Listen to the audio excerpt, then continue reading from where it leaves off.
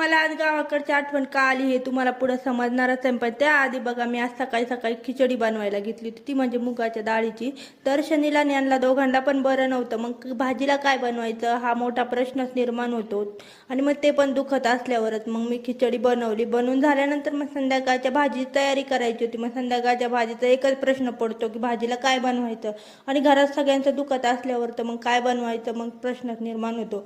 मग म्हणलं चला आता घरात भाजी तर आणि तांदूळक्याच्या भाजीने चांगलीच चव येते, त्यामुळे भाजीला बघून गावाकडची आठवण झाली. मग संध्याकाळचा चहा घेतला. चहा घेऊन झाल्यानंतर मग भाजी बनवायला घेतली.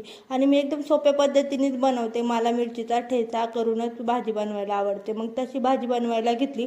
एकीकडे मस्त असे ज्वारीची भाकरी बनवायला घेतली, आणि भाजी बरोबर भाकरी म्हणजे काय एकच नंबर लागते, हे तुम्हाला पण माहिती. मग मस्त अशी कडक भाकर आणि भाजी. मग संध्याकाळचे जेवण वगैरे झालं, सगळं आवरून घेतलं. चला भेटूया नेक्स्ट व्हिडिओला, तो पण चॅनलला नक्की सबस्क्राईब करा.